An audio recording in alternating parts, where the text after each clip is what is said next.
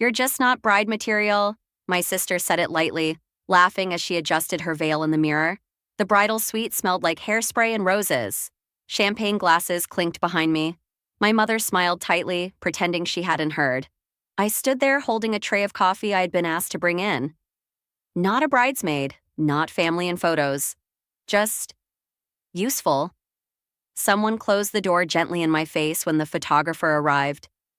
I heard my sister's voice again. Let's keep this just the real bridal party. Real. Have you ever stood in a room full of people who share your last name and still felt like a guest? I didn't argue. I didn't cry. I set the tray down quietly, and that was the last wedding where I tried to belong. It wasn't the first time. At my cousin's wedding 2 years earlier, I had arrived early to help set up centerpieces. My mother handed me a clipboard and said, "You're good at organizing. Just stay useful." Stay useful. Not stand beside the bride. Not sit with family. Useful. I watched as my sister slipped into a satin dress, laughing with the other bridesmaids. She hadn't helped with anything. She didn't need to. She just has that glow, my mom had said once. Some girls are naturally bridal. Naturally. Have you ever noticed how some roles are assigned early and never revisited? I wasn't against helping. I've always been capable. I built my own career, paid my own bills, kept my life steady. But somehow, in family spaces, competence became my only identity. Reliable, responsible, background. When my sister got engaged, the house turned into a planning headquarters. Swatches, guest lists, catering calls. I was included in the labor, not the celebration. Can you pick up the flowers? Can you proofread the vows? Can you drop off the deposit? And I did. Because saying no would have meant tension, and I was tired of being labeled difficult. Then have you ever accepted small exclusions just to avoid being called dramatic? The week before her wedding, I overheard my aunt asking my mom, "Isn't your other daughter a bridesmaid?" My mom smiled politely. "Oh, she's not really the bridal type." Bridal type. As if that was a category determined by charm instead of character. I pretended I hadn't heard. On the wedding day, I helped zip dresses, fix hems, hold bouquets. When the photographer asked for immediate family only, I instinctively stepped forward. My sister laughed softly. "Not you. We're keeping this aesthetic." Aesthetic. I stepped back. No confrontation, no visible reaction. Inside, something shifted. Have you ever felt the exact moment your patience turned into awareness? Later that evening, during the reception, I was seated at a table near the kitchen doors. Not with cousins, not with family, vendors. I told myself it was logistics. I told myself it didn't matter. But the pattern was becoming harder to ignore. Each wedding, each event, same positioning. Support from the side, smile from the back. Leave quietly. After that night, I stopped volunteering. Not dramatically, just slowly. When my mom texted, "Can you help with fittings this weekend?" I replied, "I'm busy." When my sister asked me to review invitation designs, I said, "Looks good." Short answers, polite distance. Have you ever realized that stepping back feels louder than stepping forward? Then something unexpected happened. A year later, I met someone. Not in a dramatic way. Not cinematic, just steady, kind. He listened more than he spoke. He never once hinted that I was too serious or not soft enough. When he proposed, it wasn't flashy. It was thoughtful, private. And for the first time in my life, I felt chosen. Not useful, not supportive. Chosen. I didn't announce it immediately. I didn't rush to share because I knew what would follow. And part of me wondered, would they finally see me differently?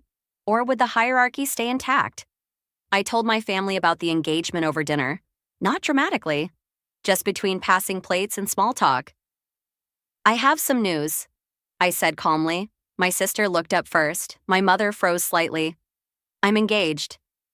Silence lasted half a second too long. Then smiles appeared. Applause. A quick hug from my father. Now my sister's smile was thinner. "Oh," she said. "Wow, that's surprising." Surprising. I held her gaze gently. "Why?" I asked. "No reason," she replied quickly. "I just never pictured you doing the whole wedding thing." There it was again. That subtle framing. Have you ever noticed how doubt is disguised as humor? Over the next few weeks, I observed carefully. My mom asked practical questions: date, budget, guest count. But there was something missing: excitement. When my sister got engaged, the house turned into a planning factory. Group chats exploded. Pinterest boards were created. Champagne appeared out of nowhere. This time, the energy felt measured, polite, controlled. My sister offered to help, but in a tone that felt more supervisory than supportive. "You don't want something too grand," she said one afternoon. "Keep it simple. Intimate suits you." Suits you, as if my personality had a spending limit. Then have you ever been subtly guided towards smaller dreams? I smiled. "I've already booked the venue," I replied. Her eyebrows lifted. "You have?" "Yes." I showed her the photos: a lakeside estate, wide windows, high ceilings, soft ivory stone. Not extravagant, but beautiful. Chosen intentionally. My mother stared at the screen. "That must have been expensive," she said carefully. "I saved for years," I replied. That was true. While helping fund other people's milestones, I had quietly built my own foundation. Something about that unsettled them. I could see it. Have you ever felt the shift when people realize you don't need their approval anymore? As planning progressed, small comments kept surfacing. Don't overdo it. Make sure it's tasteful. Don't try to compete. Compete with who? I never mentioned my sister's wedding. I didn't need to. But the comparison hung in the air anyway. One evening, my sister came over with bridal magazines. She flipped through them lazily. "You should keep your guest list tight," she said. "Too many people makes it messy." I nodded. "I agree." She smiled, relieved. She assumed I meant small, but small didn't mean limited. Small meant intentional. Have you ever noticed how assumptions fill in gaps you never confirmed? A few days later, I finalized the guest list. Friends who showed up consistently. Relatives who treated me like family, not staff. Mentors, colleagues. People who celebrated me without conditions. I left a few names off, not out of anger, out of clarity. My fiancé didn't question it. "Invite who feels right," he said simply. No hierarchy, no politics, just alignment. When I mailed the invitations, I felt calm. Not rebellious, not dramatic, just steady. And that's when the first message arrived. From my mother. "Did we miss something?" Short, controlled, but underneath it, I could sense the beginning of something else. Have you ever felt the moment before consequences land? I didn't reply immediately, because this time I wasn't explaining. I was observing. I waited until the next morning to respond.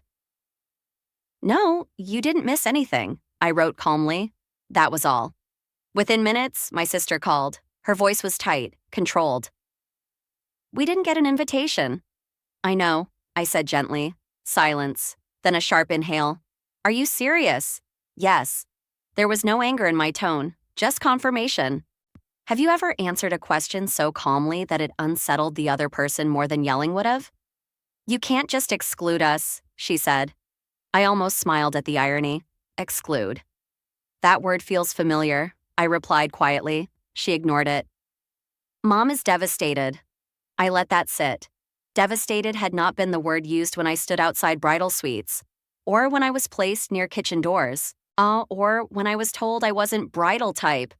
"I'm keeping my wedding small and intentional," I said. "That's not small," she snapped.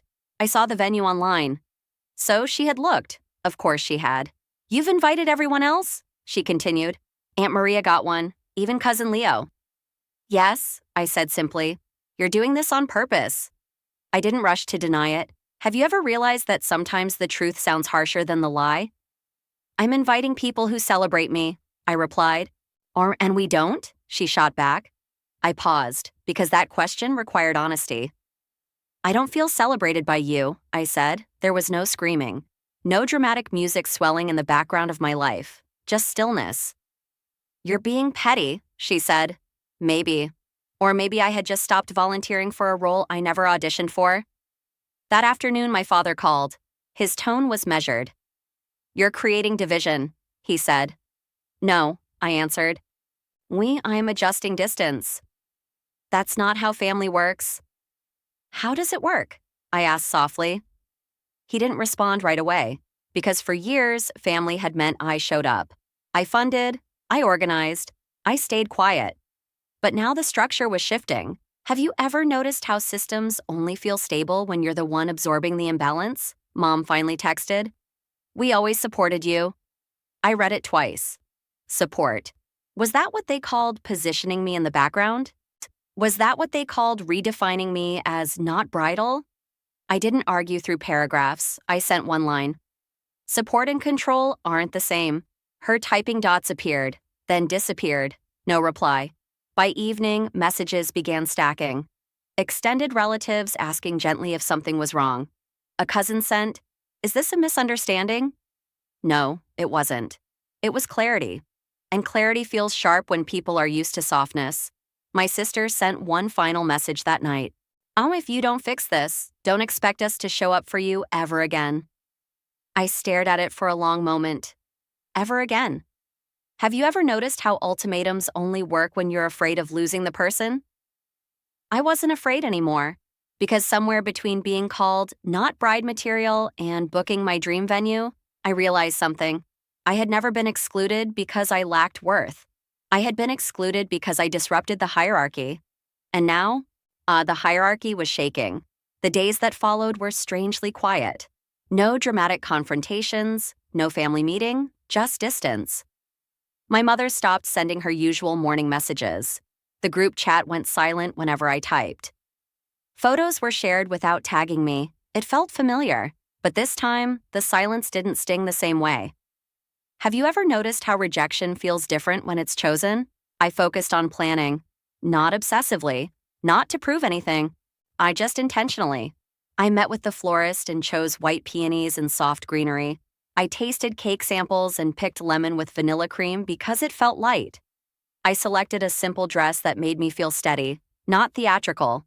For the first time, I wasn't asking, will they approve? I was asking, does this feel like me? That shift changed everything.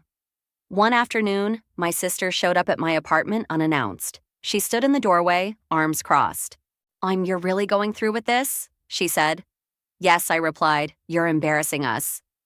I almost laughed. Embarrassing? By getting married? I asked calmly. By excluding your own family. I leaned against the kitchen counter. Was I included in yours? I asked. She opened her mouth, closed it. It was different, she said finally. How? That question hovered between us. Have you ever asked for an explanation and received only repetition? You're overreacting, she added. Why, I reacted quietly, I replied. That seemed to unsettle her more than anger would have, because anger would confirm their narrative. Calm disrupted it. You've always been sensitive, she said. Maybe. Or maybe I had simply started paying attention. She walked through my apartment slowly, noticing the stacked invitation proofs on the table. The seating chart drafts, the vendor contracts. You're making this too big, she said. It's my wedding, I answered. She shook her head. You don't need all this. I let that statement settle. Need. As if joy required justification. Have you ever been told your happiness was excessive? After she left, I sat alone with the quiet. I didn't feel guilty. I didn't feel triumphant. I felt aligned. For years, I had minimized myself to stay accessible. Smaller venue, smaller role, smaller presence. But this time, I wasn't shrinking. Not to compete, not to prove, just to exist fully.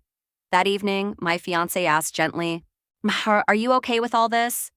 Yes, I said, and I meant it, because here's the truth. The exclusion wasn't revenge, it was boundary. There's a difference. Revenge seeks reaction, boundary accepts consequence.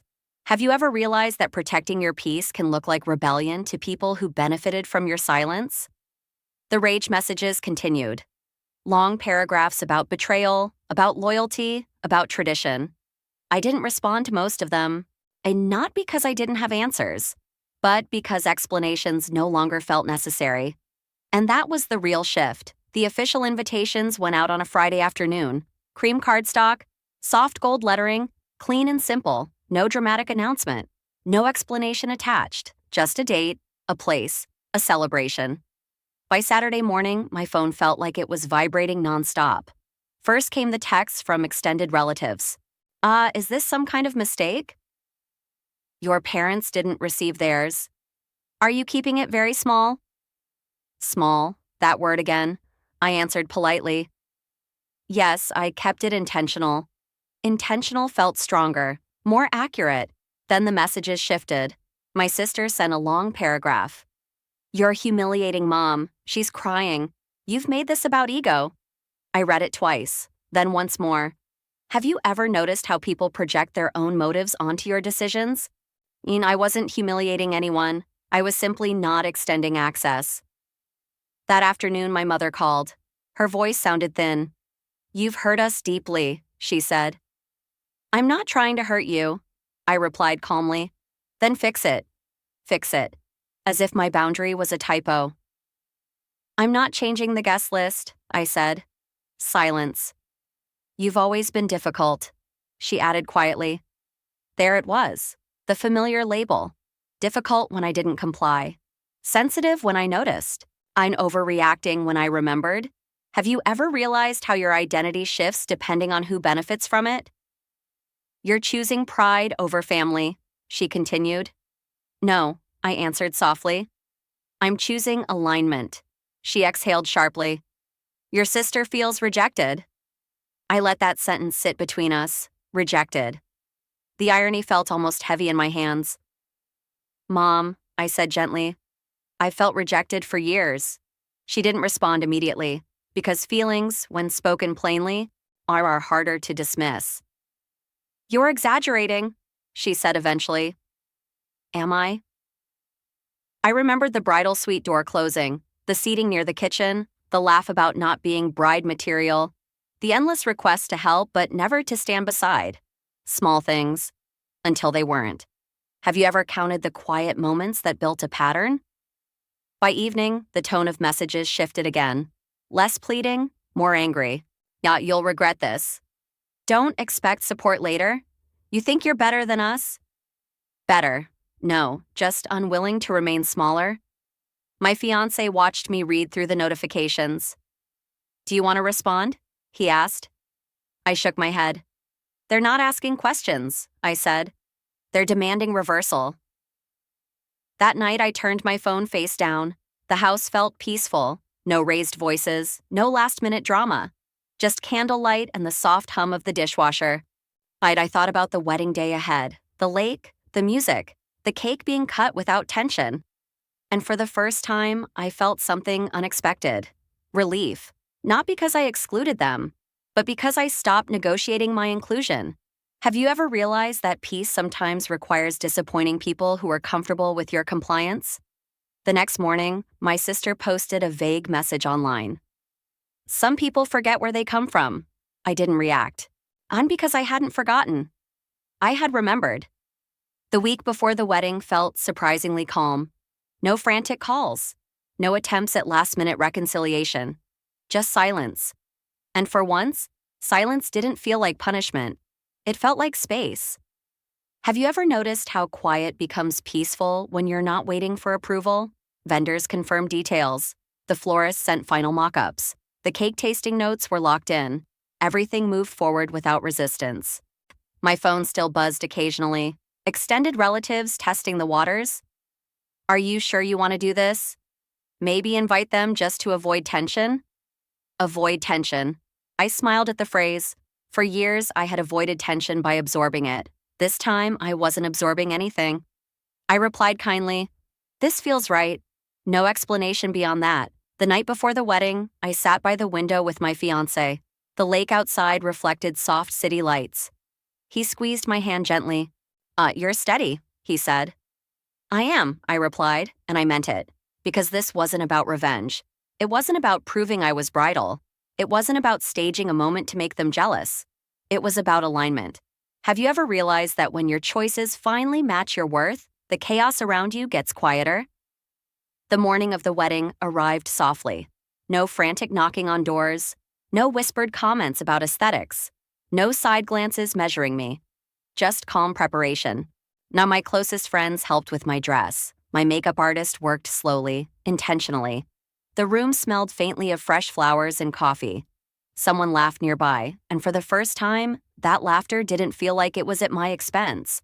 When the ceremony began, I walked down the aisle without scanning the crowd for approval.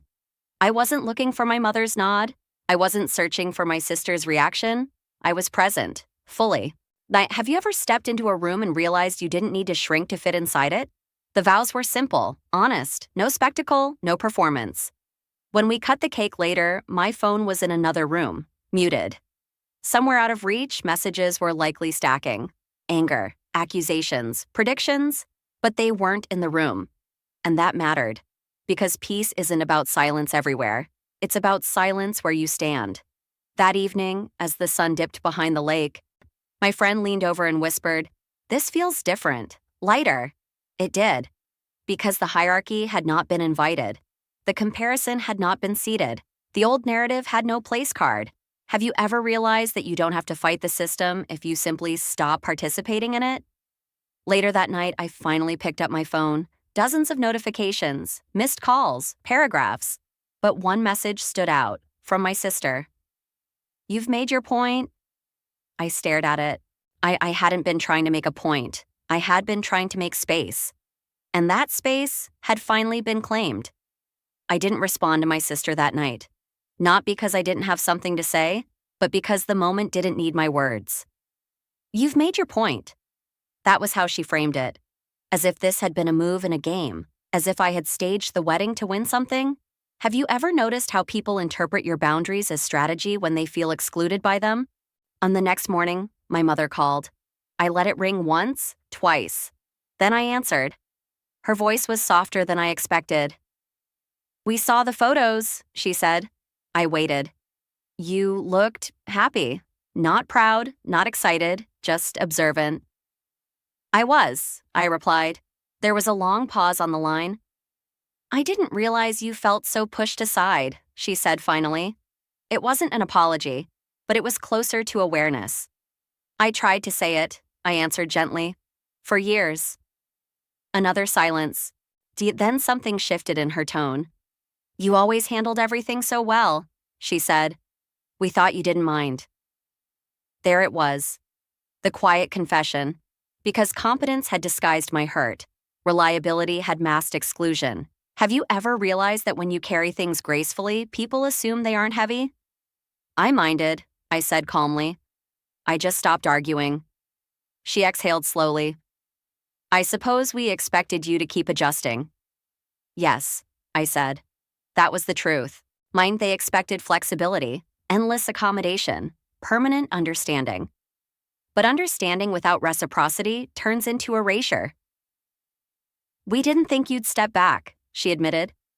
I stepped forward, I corrected softly, forward into my own life, forward into a space where I wasn't measured against someone else's glow, forward into a wedding that felt like mine.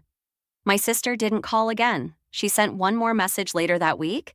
"I didn't mean to make you feel small." I read it twice. Then I replied, "You did, but I'm not small." That was it. No long debate, no reopening of old wounds, just clarity. Weeks passed. The intensity faded. Invitations to family dinners returned, more cautious now. Less assumption, more awareness. The hierarchy hadn't disappeared overnight. But something had cracked, because for the first time, I hadn't shown up to earn my place. I had created my own. Have you ever noticed how systems adjust when you refuse to perform your assigned role? I didn't win. I didn't defeat anyone. I didn't expose secrets or demand apologies. I simply aligned my actions with my worth. And that changed everything. If this resonates with you, if you've ever been quietly placed in the background of your own story, remember this. You don't have to prove you belong. You decide where you stand. Like if you've ever chosen dignity over approval, and tell me,